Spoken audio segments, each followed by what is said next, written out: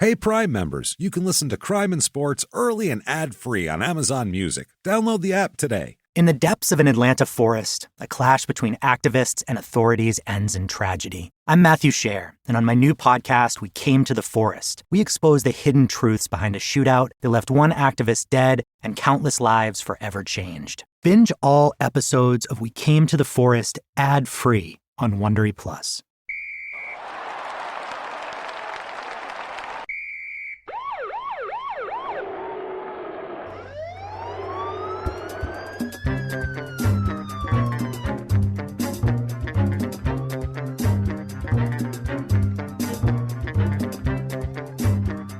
Hello, everybody, and welcome back to Crime and Sports. Thank you so much for joining us. We're so excited to be here. My name is James Pietragallo. I'm here with my co-host. I am Jimmy Whisman. As always, and thank you so much for joining us again. I hope you've been enjoying it so far. Last week we had the fast one, Eddie Johnson. So fun. Fast Eddie Johnson was a trip. 100 arrests. There it is. That was like it was like going down a beautiful road we went down. Just 100 arrests, just with little arrests. Yeah, little arrests along the way. You see the crosses on the side of the road on the way to Las Vegas in the desert. It's like that, but with crimes. Like, oh, look at that, an assault. Oh, look, he sold crack. Oh, look at this. Before he stole a VCR. He punched a cut. Hey, he stole a VCR. So that was a good time. There's the pawn shop. This week we have another insane egomaniac scumbag, a complete garbage human being, we could call him, I guess. First of all, before we get into that, I do want to say, please, if you could, rate and review on iTunes for us. That would be awesome. Absolutely. That just helps us out tremendously with rankings and all that stuff. And so please, thank you. We really appreciate that, and we appreciate all the ones we've gotten so far. But enough of that. Let's move on.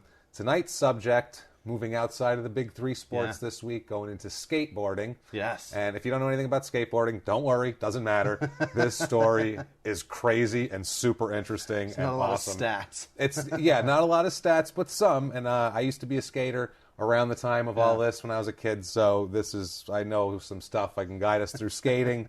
And I'll help you guys. We'll get through it together, guys. All right. Fantastic. But he's a nutcase, and he did some horrible shit that we'll get into later. So don't worry about it. Let's start out. Mark Gator Rogowski. Okay, Gator, as he's known as a skater. He's born in 1966, August 10th, 1966. Born in Brooklyn. Yeah. Parents get divorced when he's very young. Him and his mom moved to Escondido, California when he's 3. Wow. And that's a thing that's going to come up constantly in his life, is that his dad was never in his life. Weird. He hates his dad, and he's pissed off about it. He gets to live in two great places in his life, though. Escondido is beautiful. Brooklyn is Brooklyn. He gets to live in the two hustle and bustle areas of two of the biggest markets in America. It's not like Brooklyn is now. Right, it was probably cooler then. It was probably like a doo-wop video, like a movie with like the burning garbage cans with some doo-wop. Picture Rocky but cleaner. Yeah. You know what I mean? Rocky 1 but cleaner, because it was the 60s. And less black people probably in that particular neighborhood. There's probably which some is also acapella weird. groups on the corner. Some acapella groups going on.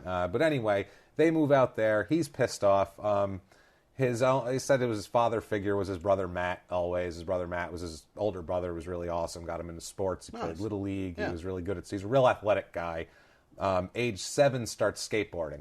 Wow. Which back then, this is, he early 70, it's like 73. Yeah. So, I mean, this is super the cusp of it. I mean, he's like one of the first guys that becomes a major skateboarder. He was like hucking the skates off of roller skates and bolting them to a 2x4. This is when the wheels were like rocks would sink into them because they were so soft. And it was they were making their own skateboards. Right. It was really, really in its infancy at this point. Yeah, really in its infancy. Ones. Yeah. He's so good by 12, he becomes a member of like a skate team. Like these skate parks and skate shops would have formed their own teams. Yeah. I don't know if you guys have ever seen like Dogtown and Z-Boys or something like that. Like that would help a lot. The documentary, not the bullshit stupid movie. The Stacey Peralta documentary. It's that sort of thing. And also, too, we're going to get a lot of info, I'll say this up front, from the documentary on this, Stoke, The Rise and Fall of Gator. Great. Which is a really, really interesting documentary. Not all of this but you get a good chunk of stuff. And if you guys are interested in seeing a little more and like seeing this guy in interviews and highlights and all that, you can check that documentary out. It's on YouTube, actually. Let's see here. So he's a pro at age 14. I mean, that's awesome. By 1980, he's a pro. He's doing competitions. He goes up to Vancouver in 82, wins his first big deal, Canadian Amateur Skateboarding Championships in Vancouver. You know, he's 16 years old. One thing I was a pro at 14 was beating off. Yeah, I had nothing going on for me at 14. At 14, I was bad at everything, I think. I was pretty bad. I was mediocre at NBA Jam, but I could beat this dick like crazy. Yeah, I was really... NHL 93 hockey. I was on Sega. I was amazing at that. Masturbating probably, also reaching expert level, but not skateboarding. No. And I had been a skateboarder, too, but I was not anywhere near as good as this guy. Sure. I'm 6'4". I just don't have the same. The center of gravity is a little too high. Tony Hawk's tall too, but I'm not Tony Hawk. No. He looks tall. He's skinny at least. I don't know if he's probably 6 foot. He's 6'1". lanky. Yeah. He's a lanky guy. Yeah, he's a lanky. He's like you. He's built like you. And I think he looks like, compared to the other skaters, he looks tall because most of these guys are like 5'8". They're little dudes. Tiny, like Christian Assoy and Caballero and all these guys are all real tiny guys. All these 80s guys. We'll get into this. 84, he starts getting endorsements. Wow. Now, this is when shit gets going for him. He's the Gator at this point. He hooks up with Vision. Now, anybody Vision Streetwear. There you go. Now, you weren't even a skater. But you know that logo, that Vision Streetwear logo. It was all blurry. Yeah, they'd have the blur. By the 90s, early 90s it was, because they were Vision was a mess. We'll get into that. But this is when Vision first started now, and this was a guy, what was his name? Peter... I can't remember. I have it written here somewhere, but we'll get into that. The head Brad Dorfman was the president of Vision, okay. and he picked him out. He was their first skater. No kidding. Their very first endorsed skater. He's a child. He's a child. He's a child. At this point he's 18. Still, I mean, still a child. Legally 17, I think, at the time. That's a goddamn child. And he also gets endorsements from Gullwing trucks, which were super light trucks. I remember back in the day. They were kind of fragile but light. All right. All you skaters will know exactly what I'm talking about. But Vision boards, and he was their first, sponsored guy. Yeah. It's so funny because they made him the face of Vision. I mean, he was the guy they picked out, where they were like, this is our guy. Yeah. We're running with him. All the ads had him. There's a video called Skater Visions in 1984 that Vision put out. And now these skate videos became a huge deal. When you were a kid back then, these skate videos were so much fun to watch. They were just like watching these dudes pull tricks and shit. And there's punk music playing, and it was just fun. It's very rebel. They do stupid vignettes, and this guy was the most rebel of the rebel. That's what we have to tell you guys. Like, Gator was like the rock star of skateboarding. He was a dick. Wore bandanas and shit. He was just like this, kind of like the punk rock, kind of like, he was the real, like, he's always giving the camera the finger, and he was like, he's a douchebag. He's one of those guys. But this is 1984, 85. I mean, he was like, hey, fuck you, and he's wearing like a beret, like, he's looking, and no shirt. He's looking like that. They started Vision Streetwear, which is their clothing line that you guys all saw, and anybody who will remember also the Vision shoes, the skating shoes that look like Converse All-Stars, except in place of the Chuck Taylor logo, there'd be Vision Streetwear, and they had a little tiny rubber ollie pad on them that made them $50 instead of $10. And they were like velour. They were like canvas. They were like, different. And then they had different ones, but Vision shoes got shitty later on. Airwalks were much better. We'll get into that. Anyway, so they looked at all his stuff, and Mark Gator would basically go to thrift shops and buy like surf trunks for $1.50 and like whatever. And so they said they would take all the pictures of him, and there was no continuity of style. So Vision was like, let's make him a line of clothes. Continuity of style. Boom. Will make him a star. So this is all feeding into his ego. Okay, this is huge. Okay. Also, Thrasher magazine, which is the big skateboarding magazine. Everybody still wears those hoodies. Yeah, and when I was a kid, that would be, I had skating Thrasher magazine pages ripped out up on my wall of all Gator these guys. Up there on your wall. Probably not Gator by the time, because I was into the street, but we'll get into that. It's his boards were the biggest seller.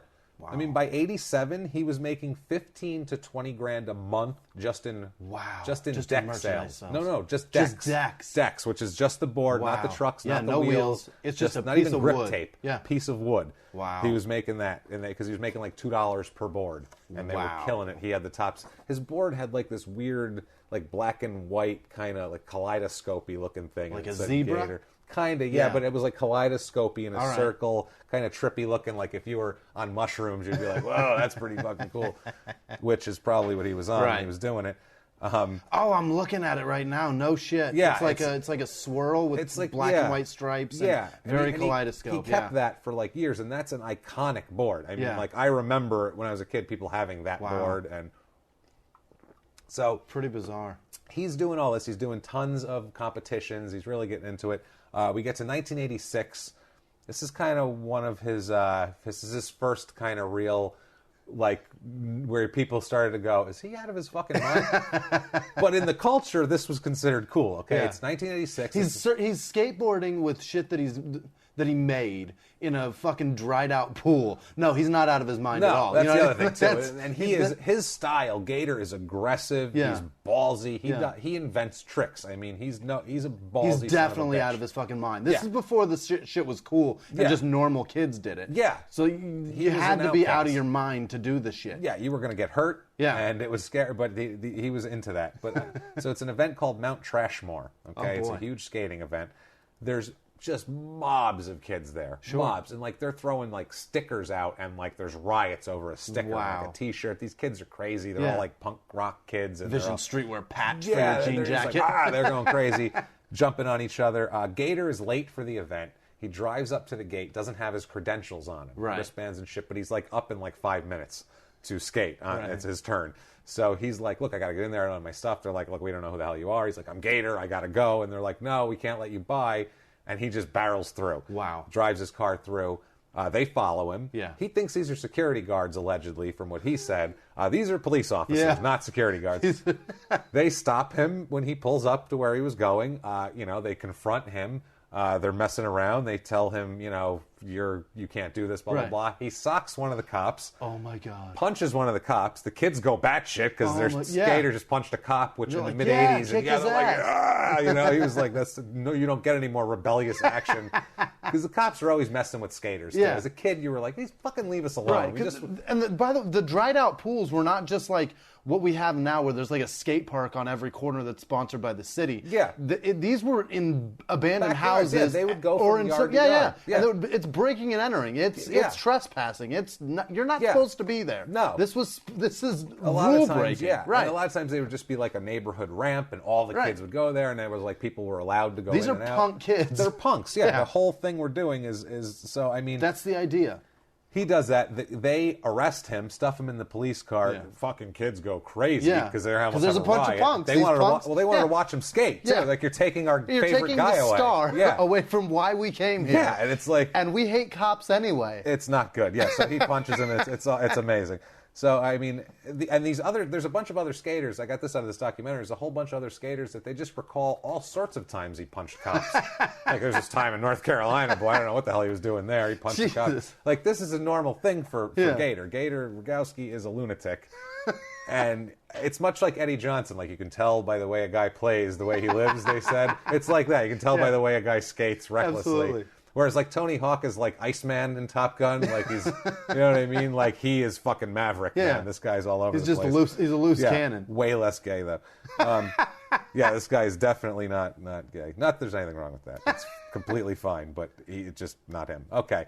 So the next month, too, like, Thrasher ran a picture of him being arrested, so people were like, he was like a bigger cult hero. Because they're like, he got arrested for punching the cop. Yeah, kids were like, did you see Gator punch the cop? Like, every skater in the world. It's like the Johnny Cash of skateboarding. Yeah. Yeah, he's going. I mean, we get to like 1987. Gator is quoted as saying, and this will come up later because he apparently needed to skate. We'll just say that. He called it, quote, let's see. Oh, we should just in their own words. Yeah. Let's do it. Let's fire up the music. Okay. Gator said he called skating a way to take out aggression instead of breaking a bottle and slashing someone's face. Jesus Christ. So, I mean, but we'll get There's later. Nothing in my life that I do instead of slashing people's faces. No, I think it's this. I don't think that you're saving us or someone's face. Anyway. I don't think there's ever been a situation that I've ever been in where I was just like, I'm going to slash his face. Yeah. I'm going to break a bottle and slash. Well, where are the bottles? He's just got a constant itching for it, apparently. He's just itching.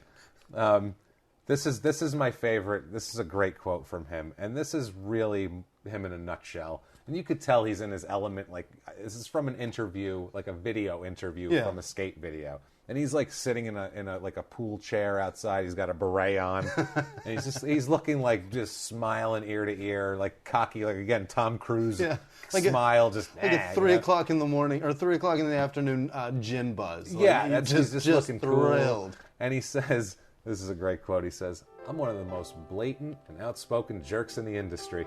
It's really easy to say what you want and get away with it. You can always get a bad write-up in a gossip column, a Thrasher magazine, or Trans World and receive some kind of promotion or exposure out of it. It's great. I love getting arrested." So that's like the long way to say any publicity is good publicity. Yeah, Jesus. I love getting arrested. Yeah. He's a wordy asshole also. We'll get into that because there's a lot of quotes.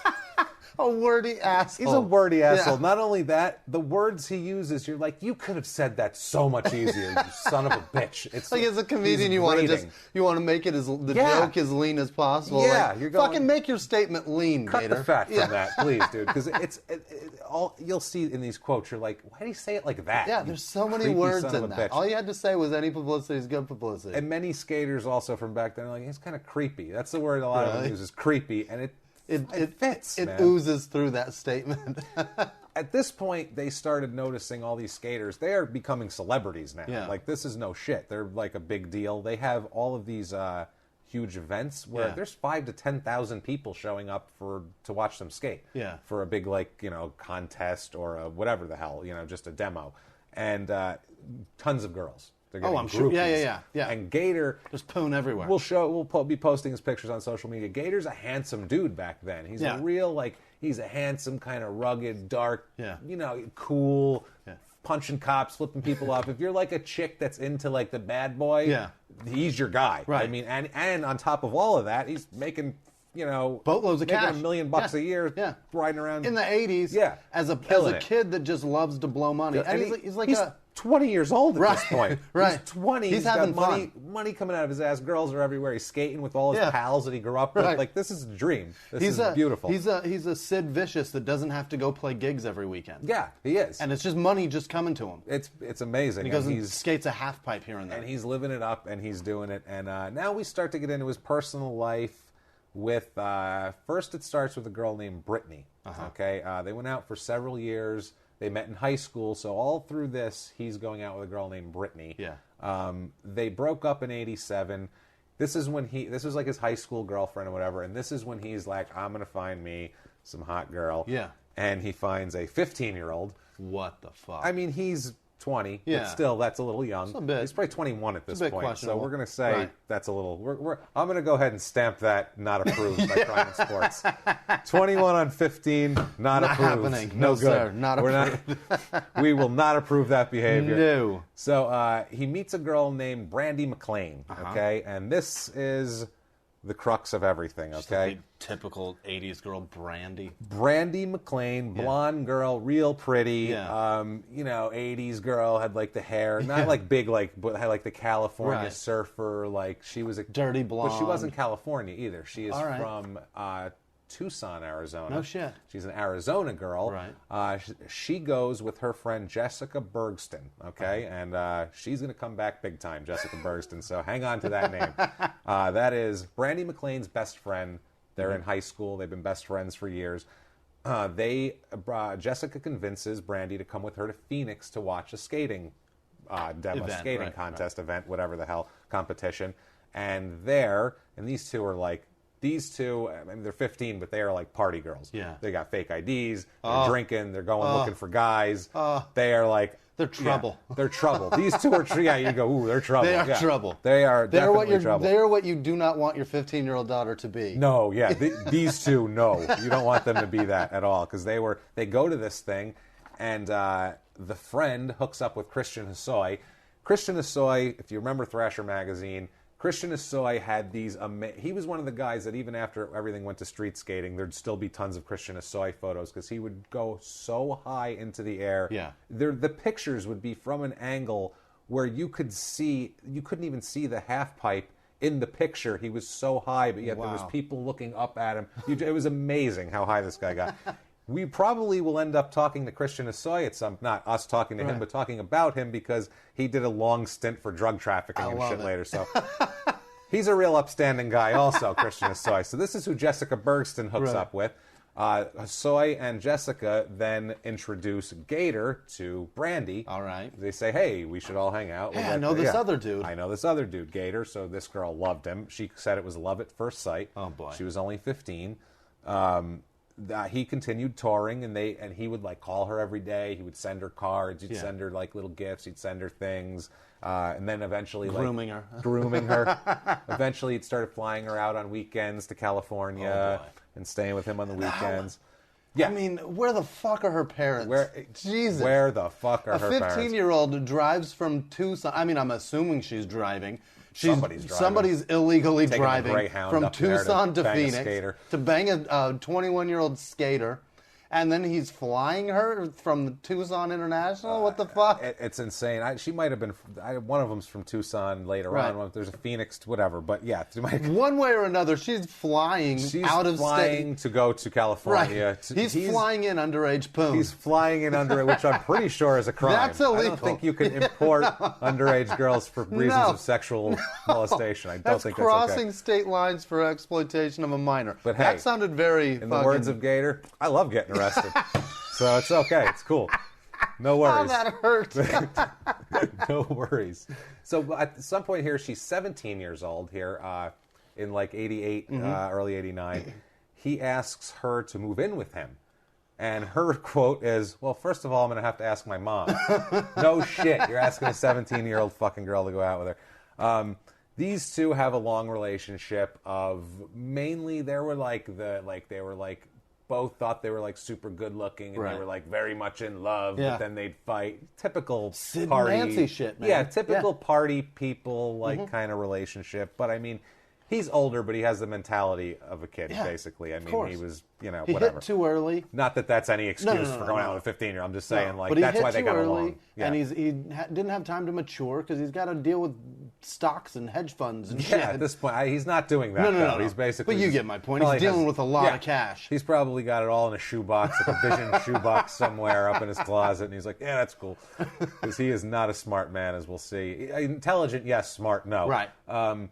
His brother, Matt Rogowski, said that basically Gator spared no expense on Brandy. He flew her to Europe, Brazil, bought her jewelry, bought her 2 cars. Wow. He said that, his quote was that, she's a gold digger. She's obviously a gold digger, but when they were together, they really, really looked in love. They really, he said you could tell they were in love, but she also loved money. Yeah. And that'll come up later also. She loved the gifts. Basically, in 87, he takes her up to this huge house.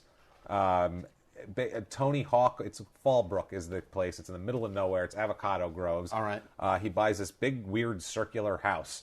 It's a cool house, but it's a big, weird house. And Tony Hawk bought a house up there. All right. Tony Hawk built a giant ramp, like a huge half pipe, and like it was like all the skaters would come there and hang out. And Rogowski here, Gator, he was going to build a big ramp at his house too, but never got to that because of other issues that came up here.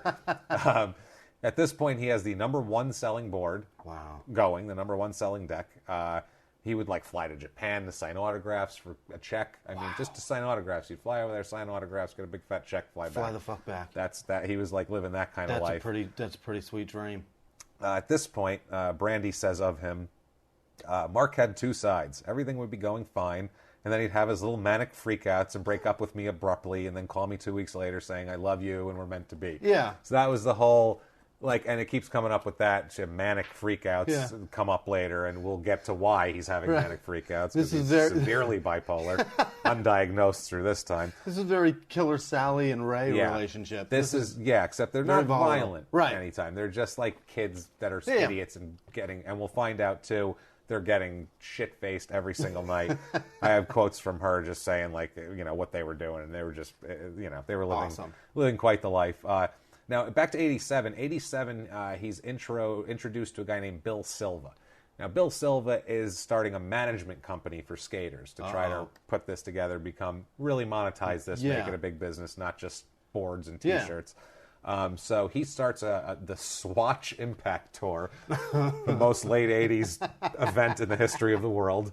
The swatch impact. And that's the other thing, too. Gator, in his interviews, he'd have like 3 swatches on up his arm. He was the guy wearing 3 swatches. You're like, holy shit, like a bright green one, a pink one, and a blue one. You're like, you asshole. Gross. But that's cool in the 80s. So, shit, yeah. Yeah, they're doing all this. And at this point, too, in 88, he's on Club MTV. Remember Club MTV? Yeah. With Downtown Julie Brown, the English... It's a party. Yeah, it's a party, dance party. Well, they had like little ramps set up, like little quarter pipes. Yeah. And they had Gator skating around on them. And he'd just be sitting there skating back and forth. And then she'd be like, I'm here with my main man, James and Rogowski. And they'd be, I'm sorry. Listen, you said you couldn't do impressions. You just did a solid one. That one was pretty good. I'm never going to say I can do them, but yeah, that's Downtown Julie Brown. And so he was on that. I'm here with my main man. I'm here with my main man. So she... I think I'm better just a Downtown Julie Brown, not an English person. You're a good one with that one. Only one English person I can do. That's it. And it's funny, too, like, he's doing, like, the skate videos and stuff, and she's, like, appearing in them. Brandy's in all the videos with him. Sure. Brandy also in 89, this is later, we'll skip ahead for a second, but he's in Gleaming the Cube with Christian Slater, the skate movie. He's one of the stunt doubles in that, along with, like, Mike McGill and a whole bunch of other guys. I can't remember who, but I think it was just about everybody. Lance Mountain, all those guys. He's in that movie. He's the guy in the Free Fallin' video. He's the skateboarder in the Free Fallin' video. And Brandy is also in the Free Fallin' video. Is she the girl? She's not the girl, Is he the one that she... But she's like hanging around him. That's awesome. So they're both in the Free Fallin' Tom Petty video. I'm actually remembering that where he's like jumping off the side of the ramp. Yeah. And I feel like there's a girl there like jumping up and down. That's her. That's probably her. Brandy. Yeah. Blonde girl, real pretty, short hair, like poofy. Yeah. But that's her. I feel like... I pull up the video. We could be totally wrong in imagining it. I feel like I'm getting it right through, though. Me too. He starts getting weird at this point. This is when before this, he was like a rebel skater. I'm going to do my fucking moves and fuck the police and all this shit. And now he's selling out. This is when he becomes like this, like... It's like if you've ever seen the Major League movies. In Major League 2, like Charlie Sheen's got a suit on. And he's like, hey, I can't be like seen. Like that's what he's doing now. He's like really acting super corporate and like worried about Hollywood marketing. Movies. Yeah, they said like he would study marketing. He was real into the marketing, which is great. Yeah. But you're a skater and you're supposed to have like this badass image. You're not supposed to be like Ira Bergstein, marketing/accounting specialist. Like it's not...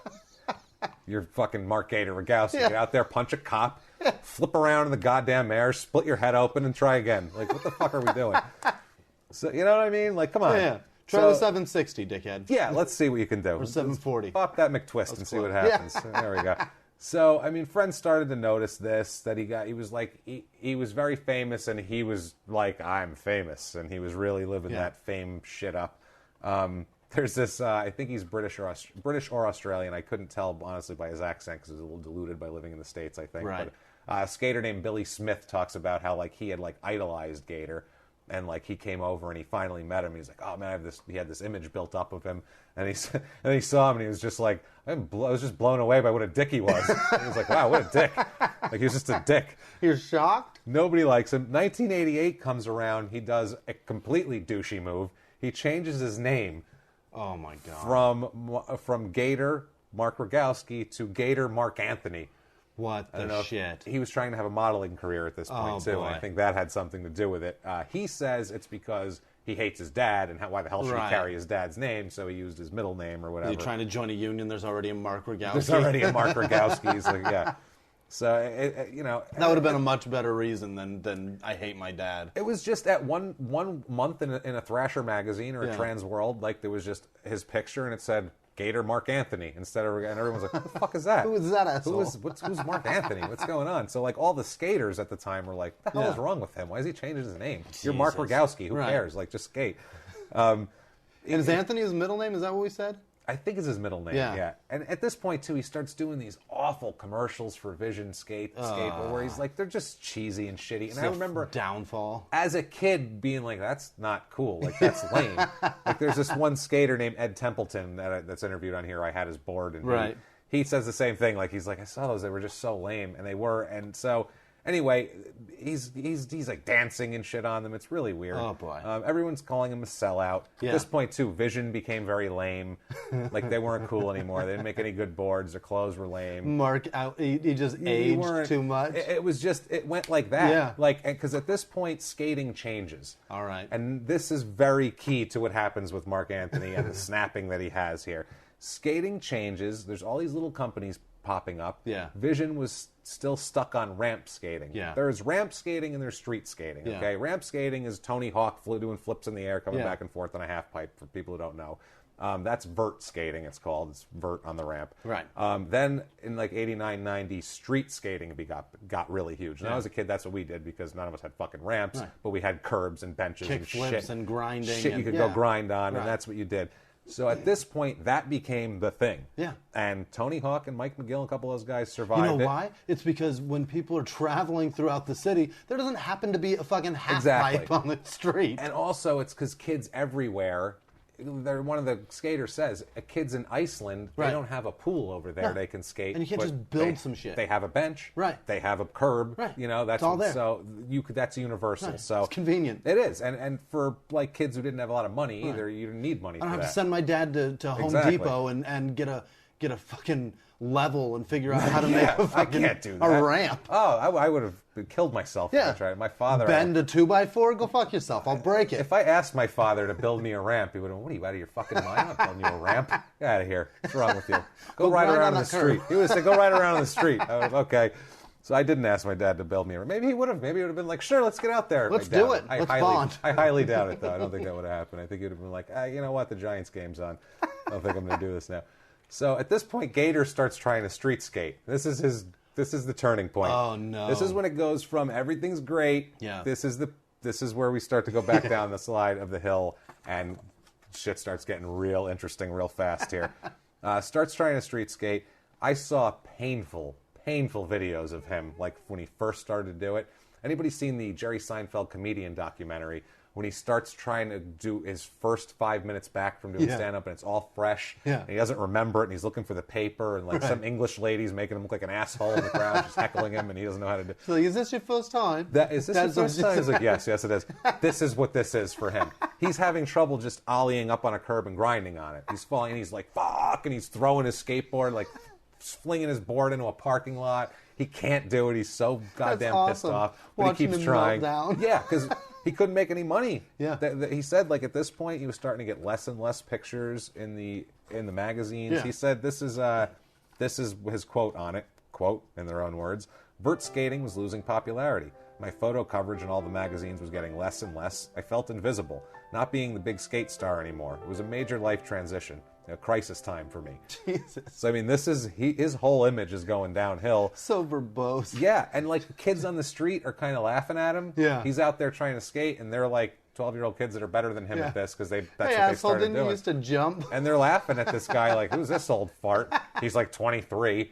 They're like, who's this old fart trying to fucking grind that can't even... I mean, that's what skating is. That's awesome. The Tony... I mean, everybody thinks of Tony Hawk. He's it. There are no other Tony Hawks. Right. And there's guys that like stay in the scene, like Lance Mountain, I think, is still out there. He's been out there since the 80s. Right. I don't know if Mike McGill's still out there or not, but like there's a few of these guys. But I mean, for the most part, you have like a 3-year career. Yeah. In skating, I mean, look at like Jason Lee was a big street skater. Right. He's a movie star Now he does now movies, because right. that's a very small window. He wrote Mallrats. He was smart. Yeah, he didn't. Kevin Smith wrote it. He was in it.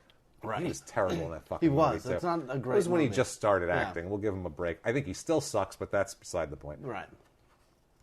He's dancing. Now he's around doing chipmunks like a Alvin, dipshit. right? Fucking chipmunks. Fucking that, but I got that's how kids. mainstream he got Right. from being a scummy little street skater. Right. Jason Lee is now like, oh, Alvin, come on! And there's Yeah. kids paying there's $100 million worth of kid receipts at the Right. box office for this shit. And he's living a happy life. Now Mark is starting to withdraw. Gator's starting to withdraw. He's like in his house. Brandy says he doesn't want to go hang out with the other skaters at Tony Hawk's house. He's like, they just play Nintendo and jerk off. He wanted to like stay and like write music and Right. poems and shit. And he was like liking being isolated. Brandy said that he liked her being isolated up there. Of course. He liked her. He didn't like her talking to other guys. Keep her to himself. Yeah, he's got a hot little piece of ass up there in his mind. He's like, hey, I got this 18-year-old girl. Right. I don't want her talking to anybody else. She's going to go, especially because his confidence was way down. He knows it's going away. Yeah. Once the money and the career goes away, so do the girls. And he was very much kept everyone at arm's length. Here's a quote from Tony Hawk. He said, I never felt that you could get close to him.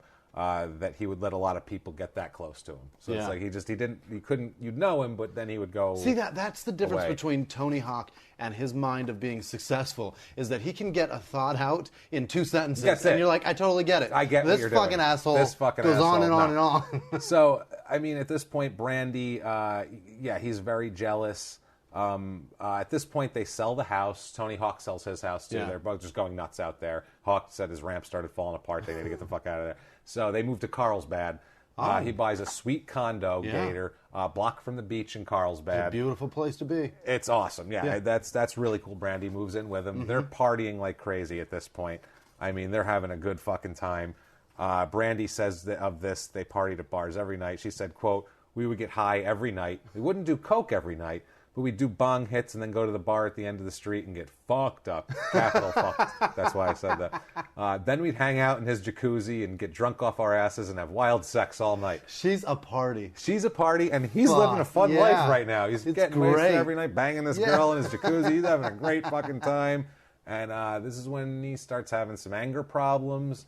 Yeah. He's drinking. Brandy always says he drank to control his rage because he's a very rageful guy. Now he's getting frustrated. And now it really builds up. In 1989 in Sydney, Australia, he goes over there.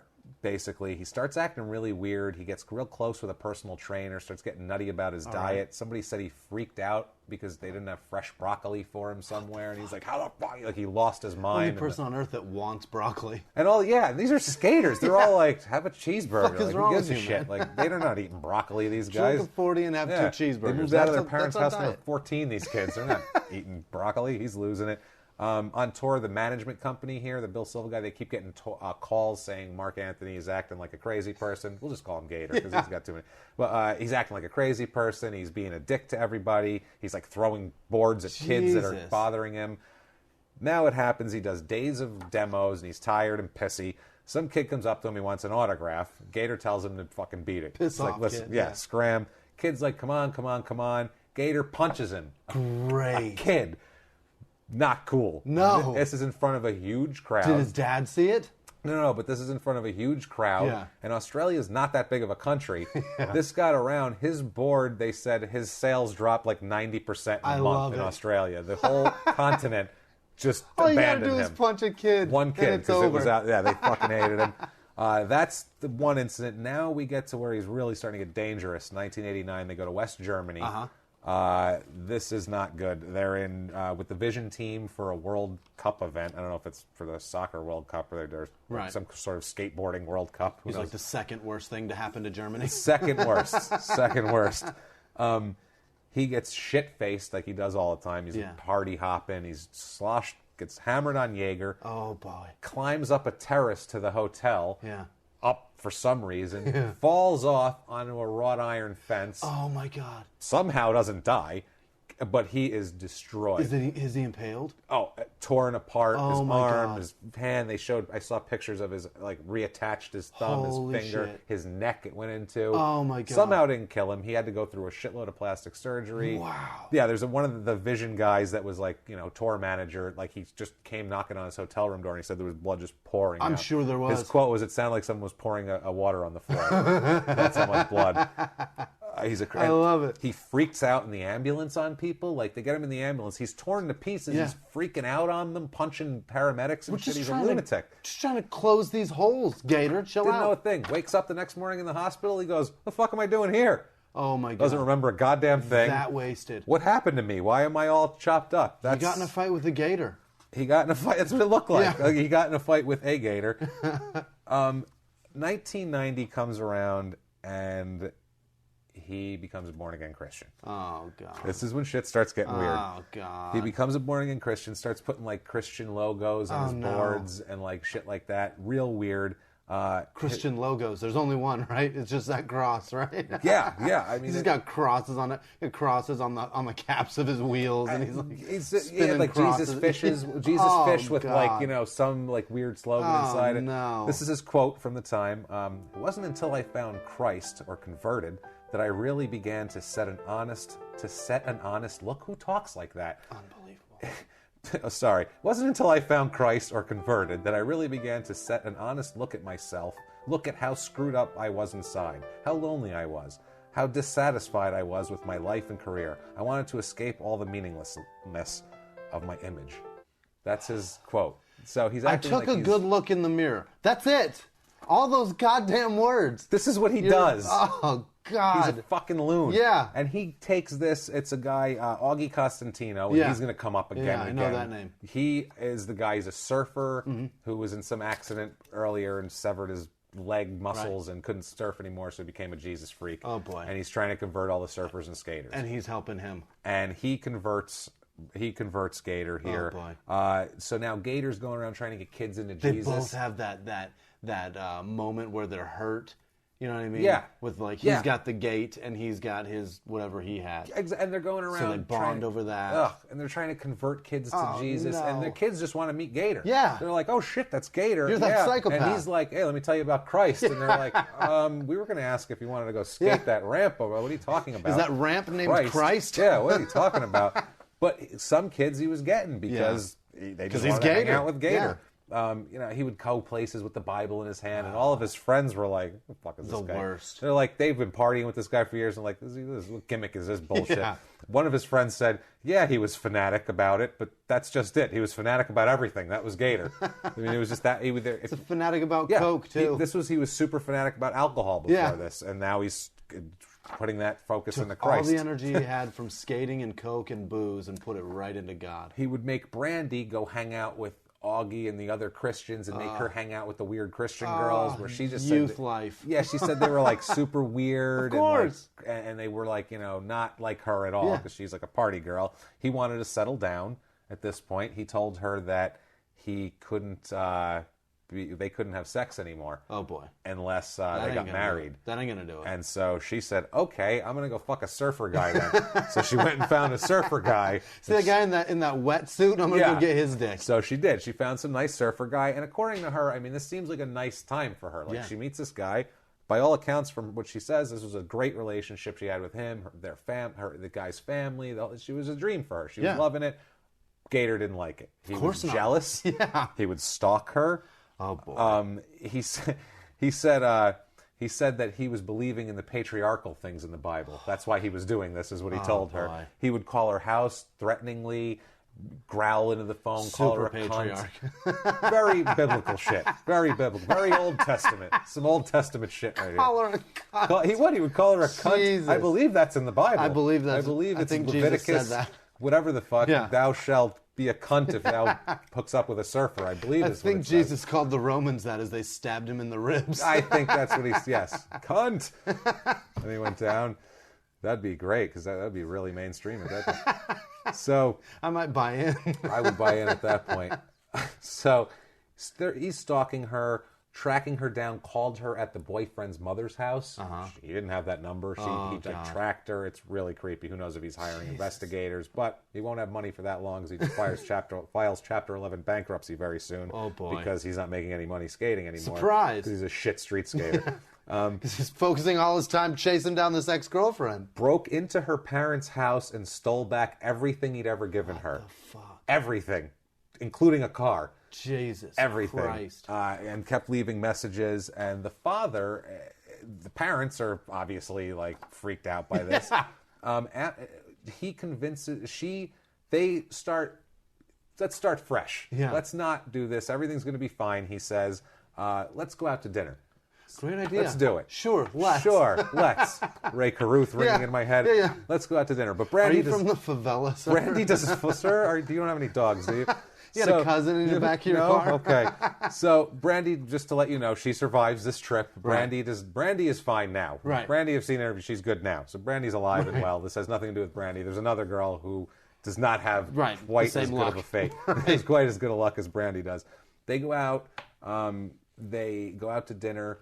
On the way back, Mark drives away from her parents' house in the middle of nowhere, and he tells her I should just beat you and leave you in the fucking desert. Everybody will know you deserve it, and blah blah blah. And she starts freaking out. She's like, "Take me home, take me home. Yeah. My mother knows I'm with you. My parents know I'm with you. You got to take me home. Yeah. Call the cops if I don't come home." And you're going to jail if you do this. So he takes her home. He's like, "Good point." Yeah. Basically, touche, you win. She is so scared of him. This is so shaking that she moves to New York just to hide from him for a while. Just strictly for hiding. She'd go to the other coast. Only told her parents where she was going. Didn't tell her friends. Nobody didn't tell anyone, including her friend Jessica Bergston. Oh, boy. Who really could have used this information. Yeah. Really, really bad. Yeah. Because Jessica, at this point, right around this time, exactly around this time, moves from Tucson to San Diego. Oh, boy. For a job. She has no friends. She doesn't know anybody. She's a party girl. She wants to go find a scene. Number.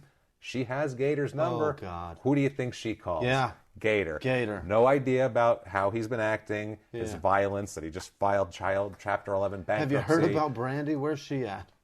That's the thing. It's so crazy. So she calls Mark. On the 20th of March, 1991. All right. Says, "Hey, can you maybe show me around San Diego, introduce me to some people?" He says, "Yeah, sure." Yeah. They go out to lunch.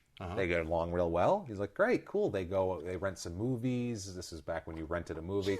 They rent some movies. They get a few Have you bottles seen of Gleaming wine. the Cube? Have you seen Gleaming the Cube? I'm awesome in it. I love. Free Falling's my favorite song. He's that egotistical. That's probably what he said. You seen Gleaming the Cube? You like Christian Slater? He's all right. I met him. I met him a couple Sucks of times. at skating, let me tell you. Very back. It was all bullshit. So anyway, they get a couple bottles of wine, some movies. They go back to his condo. Good place to be. They're having a good time. Yeah. They're talking, whatever. Gets late. It's beautiful. It's 2:30 in the morning or so. And she says, "Okay, I got to take off now." He says, "Okay, that's fine. I can't find my driver's license. I'm going to go run out to my car and see if it's in the car." She's like, "Oh, okay, I'll wait in here," because he couldn't find it and he wanted to drive her home, but he wanted a driver's license to do it. So he's like, "Okay." Goes out, comes back in with his driver's license and the club. You remember the club that you put on the steering wheel? And people would, I guess, steal your car anyway? Big red thing you saw through the steering wheel and take it off. Let's be honest. If you parked your car in the middle of South Bronx in the 80s with that thing on... It's disappearing. 8 Puerto Ricans will have that off in 4 seconds. But apparently it is good for beating women over the head with. Oh, Jesus. She's looking at his pictures on the mantle. He comes up behind her and starts bludgeoning her with this club. It's like a it's an anti-theft device. It has 2 hooks on it, and it's like a light metal. Right. It's not aluminum. Light though. It's aluminum, but it's pretty beefy. It's dense. It's dense. Yeah. And you put it onto the steering wheel, and then you have a key on it that unlocks it. Then it extends and goes through the middle of the steering wheel. So it won't turn. So you can't turn the car. Yeah. So you can't steal the car. So they were very popular in the early 90s, mid-90s. Anyway, they're heavy enough that if you hit somebody, you can bash their fucking head in. Yeah, and he says about this, he said, "Everything I hated about Brandy, I hated about Jessica. She was of the same mold Brandy was of." Who the fuck talks like that, you asshole? But that was his quote of her.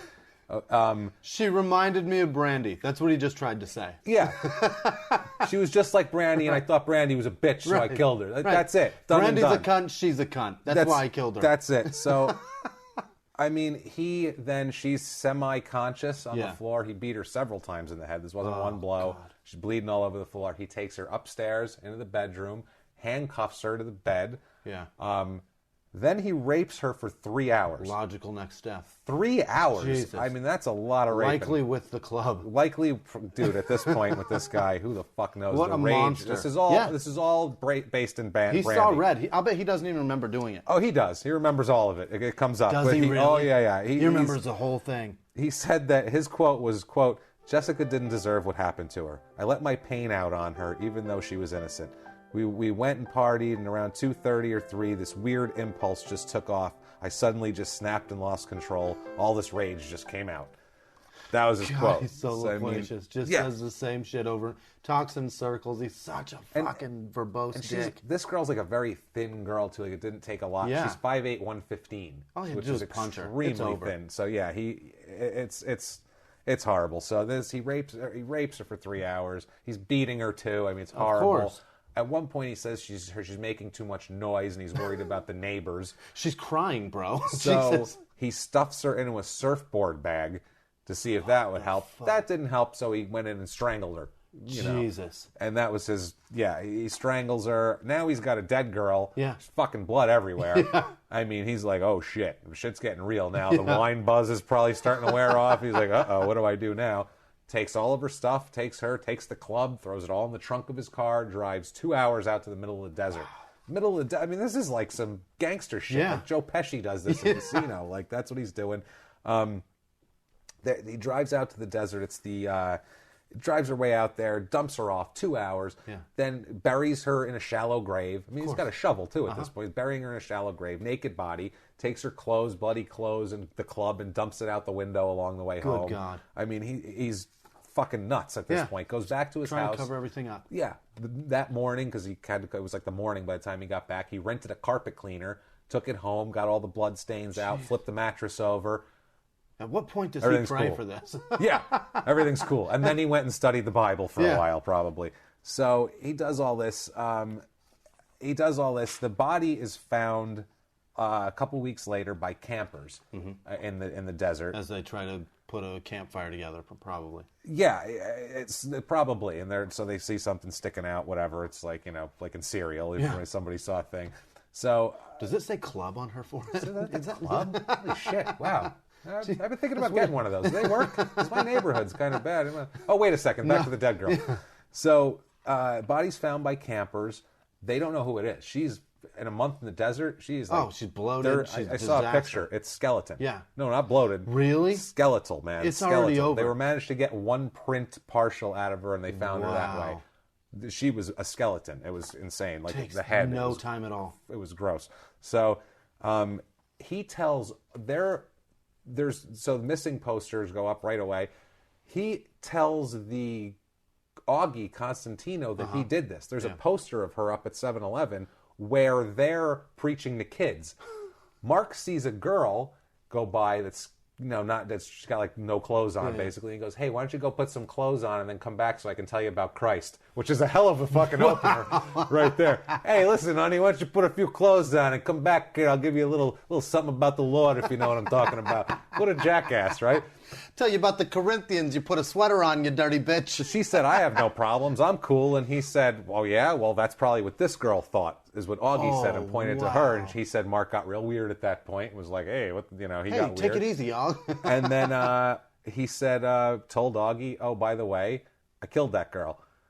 And the guy was like, okay. Now, this Augie guy is a complete asshole. This is good, but he has Mark turn himself in. Yeah. Which is fine. That's fine.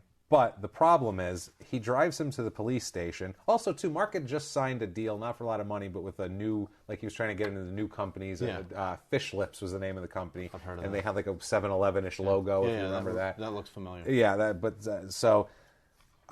so I mean, he could have.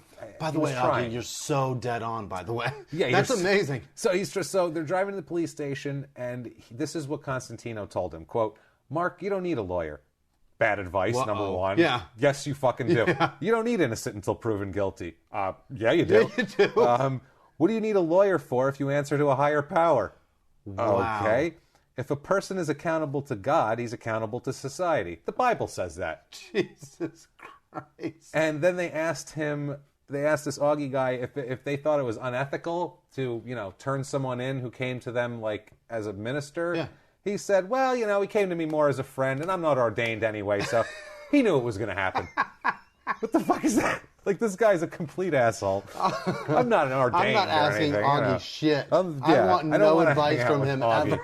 Augie's a douchebag. Anything Augie tells me, I'm doing the exact fucking opposite. I would agree with that. That is good. Christ. At this point, he's in jail. Kids, they don't know whether he did it or not. Yeah. He goes in and confesses, but then recants it later on, because whatever. Because he finally talks to a lawyer. Yeah, because he talks to a lawyer and goes, oh, wow, God doesn't run the court system. Oh, hey, can I speak to God? Oh, there is none? I better get a lawyer then. Is Jesus the warden? I was told Jesus would be cool with this. No? Are we not? No? Fuck, is he not here today? Are there any of the disciples? Anybody I could talk to? So some kids are putting free Mark Anthony stickers on shit. Oh, Jesus. And then other ones are having stickers that say, skateboarding is not a crime, if you remember that old Yeah. stick. So skateboarding is not a crime, murder is, Mark Anthony should die. So those are the two. I like that sticker better. That's a better sticker. That one's very, very, very apropos, too, because it's perfect. so many words. It's perfect. It's a long sticker. Yeah. That's like a big fucking sticker. It's perfect for him and his That's your long-winded deck board. horse shit. Yeah. It's almost like he wrote it. Maybe I'll put out stickers and I'll make a little dough off of that. The Vista District Attorney's Office, Terry Jensen, this guy says, here you have a situation where it's a young kid that's never been dumped before and it was devastating to him. Consequently, he made some bad choices. Whoopsie. I would call that a very bad, that's more than a bad choice. That'd be like he, drove drunk one night and crashed into a pole and, he made some bad choices. He's like Hubie Brownstone and Eddie Johnson. That he's just, you're going to have to choose between your career. Calm it down, man. So, I mean, the trial goes on. Hard Copy, remember Hard Copy, the terrible show in the 90s, overdramatic bullshit? They did a dramatic reenactment of the rape murder. Good God. On television. And put it in prime time. Yeah, they're like, look at this. This is that guy. He was probably like skating around the room while he did it. They probably How's really our budget? Can we get a real club or do we got to get a knockoff? Shit, yeah, we're going to have to get a knockoff. So at this point, too, Gator's in jail sending postcards to his friends saying the truth will come out, God will show my innocence and shit like that. In an interview, he did a bunch of interviews at this point, and he said that he thought it was kinky sex gone bad. That's what he said it was. He said they were choking each other, and she just died, and he freaked out and didn't know what to do. Because you're choking someone, you're like, shit, I better bury her in the desert. I better not try to revive her or call an ambulance. How are you right now? Hold on, let me run to the car and get my club. Yeah, hold on, wait a second. This is going to be hot. I'm going to give you something you never had before. Oh, my God. He's charged under this is 1992 now, in January. He's charged with special circumstances because it was murder with rape attached to it. So that makes you eligible for the death penalty or life without parole in the state of California at this point. Way to go, California. His complete pile of shit attorney, John Jimenez, this guy just seemed like such a shyster on TV when I saw him. He just looked, oh my God, I wouldn't hire this guy to fucking make me a sandwich. He's an ambulance chaser and he's got a murder trial. Complete douchebag. He challenges the confession. Also tries to appeal the rape charge, saying that there's no evidence that shows it was forcible sex. That was eventually dismissed because they were like, yeah, the evidence of her being bludgeoned and put in a hole says possibly it was forcible. Maybe. I don't think she allowed that. Let's just keep it up. Let's just give us the benefit of the doubt that it was forcible at this point. Ends up pleading guilty after a couple. But once the death penalty thing's on the table, I think he starts seeing shit a little more realistically. You better start talking about a plea deal. He sees Jesus isn't coming to help him anytime soon. He's like, I better fucking plead guilty. Submits a 4-page confession, details everything, takes the cops to the burial site, Is that right? prove he knew where it was.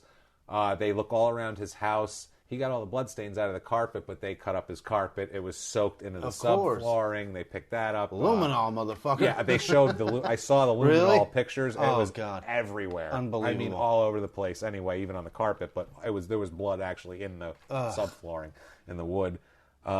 He ends up pleading guilty. He blames himself for the whole act, saying it was because he had sex outside of marriage and he was a bad Christian.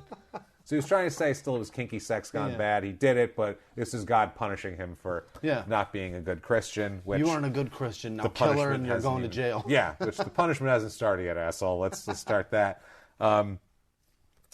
He's the problem here at this point. Now they have him, and now he's pleading guilty, and now all of his friends are like, he told all of his friends he didn't do this. Right. So all the people in the skating community, a lot of them supported him and shit like that. Yeah. And now they're like, dude, what the fuck? What the fuck are you doing, man? Yeah. Like, we were supporting you. Right. Free Mark Anthony sticker. Right. And now you're just saying you did it? You were sending me postcards. We're skating half pipes in your honor. What the fuck, man? We could be grinding a bench right now. Oh, it's crazy. It's so crazy. So they're having... It's a huge deal. And so he just says, fuck it. He goes to jail. I mean, he did this. He killed... and he says it straight out. He killed his girlfriend's best friend to get back at his girlfriend. Yeah. Like, who the fuck does that? That's a hell of a way to get back at her. Dude, and they weren't even like really talking much anymore. You already stole everything back from her. I think you've gotten back at her. You know Brandy, don't you? You took her car, bro. Yeah, you know Brandy, don't you? It's time to die. I think I'm going to club you. What do you think of that? With a club. With a club. Legit club. God damn it. So yeah, he turns himself, at least he turned himself in at that point. Yeah, whatever. no doubt. During sentencing, there is, all the way, he's sentenced in the end here. He's sentenced, he changed his plea to guilty for murder to avoid the life in prison. He's sentenced to 6 years for rape to be served consecutively, which not together in a row, with a 25-year murder charge. 31 years. 31 years he gets, okay, for this. So during sentencing, there's a big rumor, there's a bunch of extra security because there's a huge rumor that her father, Stephen Bergston, who's a lawyer in Tucson, who at this point was just under federal whatever because he represented a bunch of drug dealers and they were saying he was helping them launder money. Gotcha. So he had just lost a bunch of properties. His daughter's dead. He doesn't have much to lose at this point. He said, I'm going to fucking kill Gator in this courtroom. There's all sorts of extra security and everything to get between them. He's got nothing to lose at this point. Yeah, that's exactly what he said. I have nothing to lose. So Gator in court apologized to him, and he screamed out that he was a coward and he deserves to die 1,000 deaths. That's as you would expect from a father. Yeah. You just butchered her little girl, so that's not good. He he's serving his sentence at Soledad State Prison in California, and I think it's in San Diego down there. Sounds beautiful. Sounds picturesque, doesn't it? Very picturesque. He had a parole hearing already. He already got a parole hearing. 2011, he had a parole hearing. Did not go well for him. I'm sure it didn't. Deputy DA Richard Sachs called him an unreasonable risk to society, which everyone pretty much agreed with. I'm on board. There was members of Jessica's family there to reiterate that. Nice. And so he was denied parole. Not eligible for parole after that hearing for another 7 years. So that's your heart's beating with that one, 7 years. So he is eligible for parole in 2018. So ladies, get your dancing shoes on. Get your dancing shoes on. Get on out to the vert ramp. Thank God nobody has a club anymore. No. Everybody's got keyless entry on their car. Mark Anthony, thank God. Mark Anthony will be out. Doesn't hurt when you get hit with one of those. It's funny. With the keyless entry, the key fob. Boom. What the fuck did you do that for, dude? Stop. Dude, that's like, I'm going to have a lump on my head now. Dude, stop. You're being a dick. It's much different from, why are you handcuffing me to your bed? Don't put that there. Yeah. Don't put that inside very bad. He was age 44 when he was denied parole. That was in February 2011. District Attorney Bonnie Dumanis said, "I'm proud of our office's work to keep this inmate behind bars where he belongs." I'm proud of you too, I tend Bonnie. to agree. Yeah. I tend Bonnie, to agree with that. Bonnie did good work. He did good work. She did good work. So, I mean, this guy, everybody else at least had like a cause and effect to their crime that we've gone through so far. This guy was like the crazy. He's diagnosed severe bipolar. He was in jail also. Yeah. So, I mean, he's got mental problems, alcohol, depression, drugs, lack of career. Yeah. This girl dumps him. Fuck yeah. I mean, if you think about it, too. That's a key catalyst. Yeah. I mean, he has been like a cool guy since he was 12. That's what happens when cool wears off. That's the thing. Yeah. And when you're 12 and you're a badass and you're 17 and you're making money and you're 19 and you buy a big house and you're skateboarding and and then by 23 you're fucking done. Ugh. No more money. No one gives a shit about you. People are making fun of you. Midlife crisis in your 20s. Yeah, he became hair metal, basically, at that point. Where it was like Nirvana came out, and he was still standing there with his makeup on. And he's Motley his hair Crue. teased up, and he's like, what about me? What, you guys really like it? Let me play Every Rose? You guys like that, right? No, it's cool. They're like, get the fuck out of here, old man. Let me play Kickstart My Heart. Stick around. Come here. Yeah, it's Poison and Motley Crue, all of them. So, yeah, you're standing there being Warrant, and you got Cherry Pie happening. Right. And then Nirvana's got Black and White and Gritty, and that just didn't... Hang on to your money and stick around for 20 years. You're going to be cool again eventually. Yeah, I mean, and that's what happens every time. That's what happens, and that's what would have happened, probably. Right. Yeah. There's probably, like, skating reunion things where they all be go him and Tony Hawk now. You know, they have, like, the wrestling conventions and all. They'd probably be a Comic-Con, these guys. Shit, yeah. I'm sure some of them are. I don't know. But he was a popular figure, and it's so funny. My cousin Ian bought his board a few years ago off of eBay or something, just because it was that's a board people had when he skated when he was a kid. Might so as well. Getting It's a Gator. cheap. Yeah. So it was a cool board.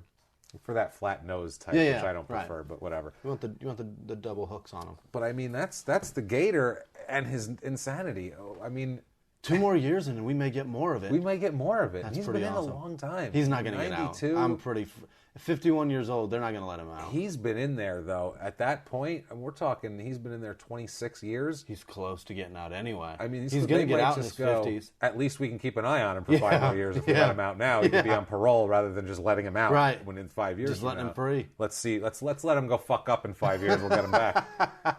Because he keeps, in all of his interviews from jail and like this documentary, he keeps saying like he apologizes a million times. He's nowadays, I guess he's medicated up. He's saying totally on him. My bad. He's pulling a complete my bad. He's not blaming anybody but himself. He's saying, Brandy's a girl that could have done whatever she wanted, and it wasn't right of him to be jealous, and it wasn't right of him to take it out on Jessica. She was an innocent girl, and he's a piece of shit, and he deserves to be where he is, and he just wants to try to turn his life around someday. For once, I can't get enough of listening to him. I love hearing him humble. That's it. Nowadays, he's just very humble. And I don't know if he's just saying that because he's a guy who's up for parole soon. Wants out. And he's like, I'm super sorry. Never happen again. Can't say sorry enough. I don't know what came over me. This lithium's doing wonders. I'm feeling good. I am ready to go hit the streets. Let's skate. Who's in? Let's find a pool. Let's practice some rail slides, guys. What do you say? Come on. 51 years old. He's going to have brittle bones. He can't. Oh, God. There's no skating anymore. So no, he's fucking done. So when he gets out, I don't know what the hell he's going to do. It's going to be a nightmare. Look for him sweeping up hair in your local barber shop. Probably. Or like, something that you would hire a retarded person to do. I picture him going back to some beach community between San Diego and LA and just combing the beach for loose change. That would be he's good. He's going to get himself a metal older. detector. Yeah. Get a metal detector. Get yourself some black socks and some sandals and some shitty shorts and get out there. A big wide brim hat and go find out that change. Who knows what you'll find? Maybe you'll find a club. You need a new one. If you do go to LA, if you go to the beach sometime, there's nothing more fun than grabbing that change in your car. Everybody's got it. And just jam it in your pocket.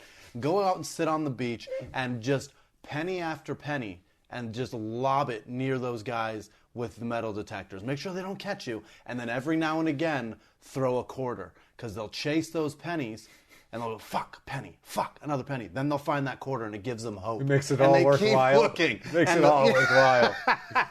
It's so goddamn fun. I've made now 28 cents.